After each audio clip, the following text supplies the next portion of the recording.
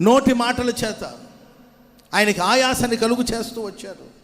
ప్రియులారా, మనకు దోషం ఎక్కడ వస్తుంది, పాపం అనేది ఎక్కడ మనకు సంభవిస్తుంది అని మనం చూస్తే నోటి మాటలను బట్టి. సో కాబట్టి ఈ నూతన సంవత్సరంలో మన నోటి మాటలను జాగ్రత్తగా కాచుకుందాం. ఆమెను చెప్పండి గట్టిగా. వ్యర్థమైన మాటలు మాట్లాడకూడదు. పక్కన మనం చూసి చెప్పండి, వ్యర్థమైన మాటలు మాట్లాడకూడదు, ముసలమ్మ ముచ్చట్లు మాట్లాడకూడదు. మారదాం ఈ సంవత్సరం. Praise the lord. వ్యర్థమైన మాటలు వీళ్ళంటండి దేవునికి ముఖస్తుతి చేశారంట. ఎవరికండి? మనకు ముఖస్తుతి చేస్తారు, అది వేరే విషయం. మనకు ముఖస్తుతి చేస్తారు. మనం ఇప్పుడు ట్రెండ్లో ఉండే భాష మాట్లాడాలనుకుంటే బిస్కెట్లు వేస్తూ ఉంటారు. వెంటనే మనకు అర్థం, బిస్కెట్ వేస్తున్నాడు అది. ఏంటండి? క్రీమ్ బిస్కెట్లు వేస్తారు. ఏంటండి? రకరకాలమైన బిస్కెట్లు ఉంటాయి కదండి. ఏదో ఒక బిస్కెట్ వేస్తారు. ఎవరో ఏదో ఒక బిస్కెట్లకు పడతారు, అంతే. బిస్కెట్లకు పడని వాళ్ళు ఎవరు లేరండి. కొంతమంది పడ్డట్టు కనబడుతుంది, కొంతమంది పడ్డట్టు కనబడకపోయినా మొత్తం మీద పడతారు బిస్కెట్లకి. ముఖస్తుతి, మనుషుల్ని ముఖస్తుతి చేస్తూ ఉంటారు, మనుషుల్ని పొగుడుతూ ఉంటారు, మనుషుల్ని పొగిడి ముంచెత్తుతూ ఉంటారు. సరే, మనుషుల విషయంలో మరొక మనిషి చేశారంటే అది వేరే విషయం. ఏకంగా దేవునికి ముఖస్తుతి చేశారంట, కానీ తమ నాలుకలతో బొంకారంట. అంటే అబద్ధం. వాళ్ళ పెదాలు మాత్రమే దేవుని స్తుతిస్తున్నాయి, కానీ వాళ్ళ హృదయాలు దేవునికి దూరంగా ఉన్నాయి. నోటి మాటలను బట్టి దోషములను కొని తెచ్చుకున్నారు. వాళ్ళు అపరాధులుగా తీర్చబడ్డారు, అపరాధులుగా మార్చబడ్డారు, దోషులుగా కనబడ్డారండి. కానీ వాళ్ళు చేసే చేష్టలన్నీ ప్రభుకి చాలా, మనుషులైతే అర్థం చేసుకోలేరు కానండి, ఆయన అగ్ని నేత్రము గలవాడు. స్తోత్రం చెప్పండి అందరూ గట్టిగా. ప్రభుకి అంతా తెలుస్తుంది కదండి. అప్పుడు వాళ్ళు చేసే చేష్టలు, వాళ్ళు చేసే పద్ధతులను చూసినప్పుడు ఆయనకి చాలా కోపం వచ్చింది. కోపం వచ్చినా ఆయన వాత్సల్యపూర్ణుడు కదండి. ఆ వాత్సల్యతను బట్టి తన కోపమును రేపుకొనక వారి దోషాలన్నిటిని పరిహరించి వారిని పరిశుద్ధులుగా ప్రభు మార్చాడు. చప్పట్లు కొడదాం అందరూ గట్టిగా బిగ్గరగా చప్పట్లు కొట్టండి గట్టిగా. హాలైన దోషములను పరిహరించువాడు, పాపములను క్షమించువాడు, దోషములను పరిహరించువాడు, వాత్సల్య సంపూర్ణుడైన దేవుడు. దోషములను ఎంచి చూస్తే ఆయన ఎదుట ఎవరు నిలబడగలుగుతారు? ఆయనకు మన ఎడల కోపం రేపబడితే ఎవరు నిలబడగలుగుతారు? ఆయన మన ఎడల వాత్సల్య సంపూర్ణుడుగా జాలి చూపించి, కనికరం చూపించి, మన దోషాలన్నిటిని మన్నించి మనల్ని పరిశుద్ధపరిచే దేవుడు. ఈ నూతన సంవత్సరంలో మీ జీవితంలో వాత్సల్య సంపూర్ణుడుగా ప్రభు ప్రత్యక్షం కాబోతున్నాడు. మీ దోషములన్నింటిని పరిహరించబోతున్నాడు. మిమ్మల్ని ప్రభు క్షమించబోతున్నాడు. మీకు ఒక పరిశుద్ధమైన జీవితాన్ని దయచేయబోతున్నాడు. హల్లెలూయా. ప్రవక్త యెషయి, అయ్యో నేను అపవిత్రమైన పెదవులు గలవాడను, అపవిత్రమైన మనుషుల మధ్యలో నివసించుచున్నవాడను, సైన్యములకు అధిపతి యెహోవాను నేను చూశాను, ఇక నేను నశించిపోతాను అని కలవరపడుతున్నప్పుడు వెంటనే ప్రియులారా, శరాపులో ఒకడు బలిపీఠం మీద నుండి తీసిన నిప్పును తీసుకొచ్చి అతని పెదాలకి ఆయన పెదాలకి తాకించి, నీ అపవిత్రత అంతా తొలగిపోయింది, నీ దోషమంతా పరిహారం నొందినది. స్తోత్రం చెప్పండి అందరూ గట్టిగా. ఆ విధంగా ఈ ప్రశస్త రాత్రి, ఈ మధ్యరాత్రి వేళ నేను ఆరాధిస్తున్న యేసుక్రీస్తు వారు ఆయన మన ఎడల వాత్సల్యతో చూపువాడుగా ఉండి, వాత్సల్య సంపూర్ణుడిగా ఆయన ప్రత్యక్షమై పరిశుద్ధాత్మ అగ్ని చేత మన పెదవులను తాకి మన దోషములను పరిహరించబోతున్నాడు. మనల్ని పరిశుద్ధపరచబోతున్నాడు. Praise the lord. హల్లెలూయా. ఈ సంవత్సరం అంతా దేవుడు ఒక పరిశుద్ధమైన ప్రవర్తనతో మనల్ని నడిపించునుగాక. ఒక పరిశుద్ధమైన మార్గాల్లో ప్రభు మనల్ని నడిపించునుగాక. పరిశుద్ధుడు మరింత పరిశుద్ధుడుగా మార్చబడినట్లు ప్రభు కార్యాలు చేయునుగాక. హల్లెలూయా. లోకరక్షకుడైన క్రీస్తు ప్రభులు వారి ఈ లోకానికి రావడానికి ఆయన ఎంపిక చేసుకున్న గర్భం ఒక పవిత్రమైన గర్భం. ఆమెను చెప్పండి అందరూ గట్టిగా. ఆయన ఎవరి గర్భంలోకి వచ్చాడండి? చెప్పాలి. ఎవరి గర్భంలోకి వచ్చారు? మరియమ్మ గర్భంలోనికి. మగ్దలిన మరియ కూడా ఉంది. మగ్దలిన మరియ గర్భంలో కాదండి, పవిత్రమైన కన్యక గర్భమందు లోకరక్షకుడు ఈ లోకానికి వచ్చాడు. పవిత్రత కావాలి. పవిత్రత ఎక్కడుంటుందో, పరిశుద్ధత ఎక్కడుంటుందో ఆ పరిశుద్ధత ఉన్న చోట ప్రభు ఉంటాడు. ఆమె చెప్పండి అందరూ గట్టిగా. ఆయన యెరూషలేములోనికి వెళ్ళాలి. యెరూషలేముకి వెళ్ళాలి. యెరూషలేం దేవాలయంలోనికి ఆయన వెళ్ళాలండి. అప్పుడు ఆయన కూర్చోడానికి ఒక వాహనం కావాలి. ప్రియులరా, వెళ్ళి ఒక గాడిద పిల్లను విప్పుకొని తీసుకురమ్మని చెప్పాడు. ఆ గాడిద మీద అప్పటి వరకు ఎవరు కూర్చోలేదండి.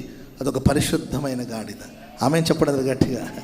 ఆయన యెరూషలేములోనికి వెళ్ళాలి. రాజాది రాజుగా ఏంటంటే యెరూషలేం దేవాలయంలోనికి వెళ్ళాలంటే ఒక పరిశుద్ధమైన వాహనం కావాలి. యేసుక్రీస్తు వారు మరణించి సమాధి చేయబడి 3వ దినమున పునరుద్ధానుడై లేవాలండి.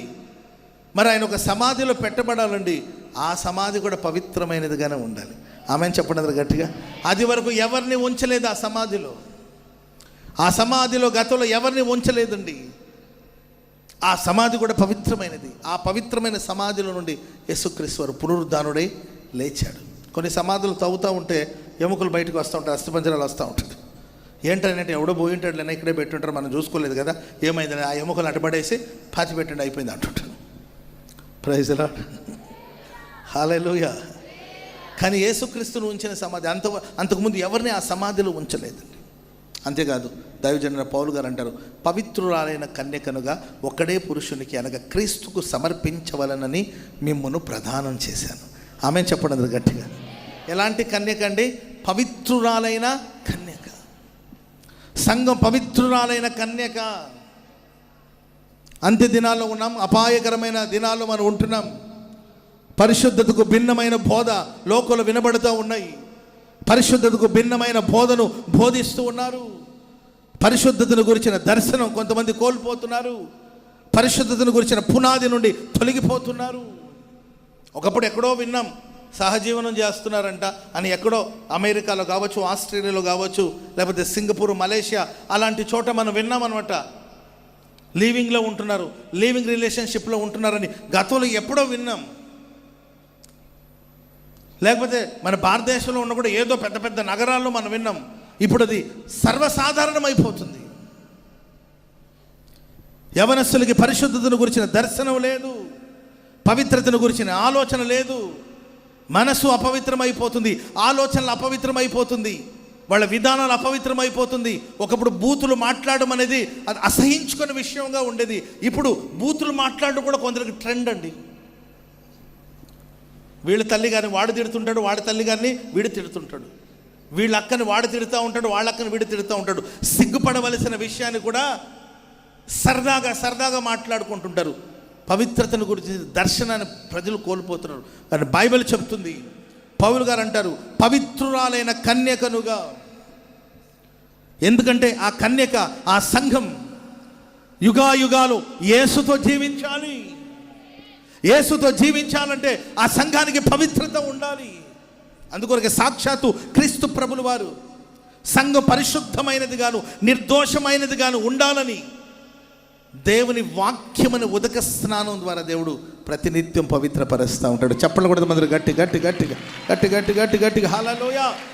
ఈ అర్ధరాత్రి వేళ ప్రపంచమంతా సద్దుమణిగి నిద్రపోతున్న సమయంలో ఈ రాత్రి వేళ మీ అందరూ ఇక్కడ సమకూర్చి పరిశుద్ధతను గురించిన వాక్యం బోధించవలసిన అవసరం ఏమొచ్చింది? అందరూ నిద్రపోతున్నారు, ఎవరి పనిలో వాళ్ళు ఉంటున్నారు. మేము సంఘముగా మిమ్మల్ని సమకూర్చి పరిశుద్ధతను గురించిన బోధ, పవిత్రాలైన కన్యకకు ఉండవలసిన గుణాతిశయాన్ని గురించి ప్రకటించడానికి కారణాలు ఏంటంటే మనం యుగాయుగాలు యేసుతో పాటు జీవించాలి. కనుకనే వాక్యమైన ఉదక స్నానం జరగాలి, వాక్యమైన ఉదక స్నానం జరగాలి, వాక్యమైన ఉదక స్నానం జరగాలి. Praise the lord. ఎందుకంటే సంఘాన్ని దేవుడు తన ఎదుట నిలబెట్టుకోవాలని కోరుకుంటున్నాడు. Praise the lord. కనుక దేవుడు వాత్సల్యపూర్ణుడుగా మరి ఈ నూతన సంవత్సరంలో మన దోషాలు, అపవిత్రతలన్నిటిని కూడా దేవుడు కడిగి శుద్ధి చేయునుగాక. హల్లెలూయా. ఆ మధ్య ఒక ఆయనకి ఎవరికో బాగలేకపోతే నేను పరామర్శించడానికి హాస్పిటల్కి వెళ్ళానండి. అంటే అప్పటికి చాలా అనారోగ్యంలో ఉన్నాడు, అన్కాన్షియస్లో ఉన్నాడు. అంటే ఏం జరుగుతుందో కూడా తనకు తెలియట్లేదు. ఏదో పిచ్చిగా మాట్లాడుతున్నాడు. ఏం మాట్లాడుతున్నాడని నేను దగ్గరికి వెళ్ళి ఆలకిస్తే బండ బూతులు మాట్లాడుతున్నాడు, పచ్చి బూతులు మాట్లాడుతున్నాడు. నర్సక్కలందరూ నవ్వుతున్నారు. ఏంటండి, నాతో పాటు వచ్చిన వాళ్ళందరూ నవ్వుతున్నారు.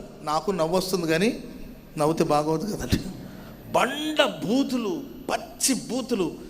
నేను ఈయన బిలీవర్ కదా, విశ్వాసులు కదా, ఈ విశ్వాసికి ఈ భాష ఎక్కడది? మీకు అర్థమవుతుందండి? ఆయన నాకు తెలిసినంతవరకు దాదాపుగా ఒక 10 సంవత్సరాల నుండి నాకు తెలుసు. 10 సంవత్సరాల నుండి పెద్ద బైబిల్ పట్టుంటాడు.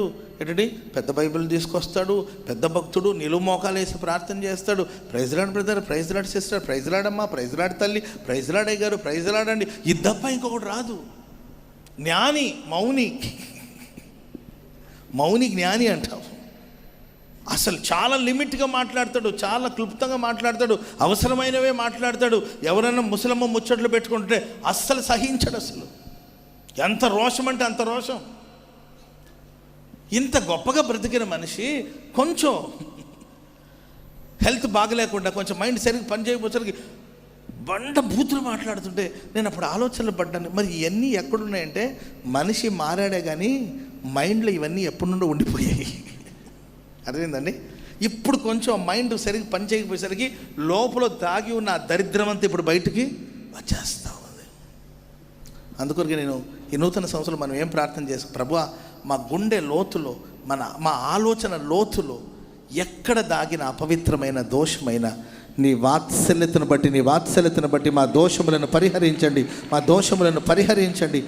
దోషాన్ని పరిహరించి మమ్మల్ని క్షమించి మనం కోరుకోగలిగితే, ప్రియరా, మన జన్మ పాపాలు, కర్మ పాపాలన్నిటిని కడిగి శుద్ధి చేసి ఒక పవిత్రురాలైన కన్యకగా, ఒక పరిశుద్ధమైన సంఘముగా, ఒక పరిశుద్ధమైన కుటుంబముగా దేవుడు మీ కుటుంబాన్ని మార్చునుగాక. హల్లెలూయా.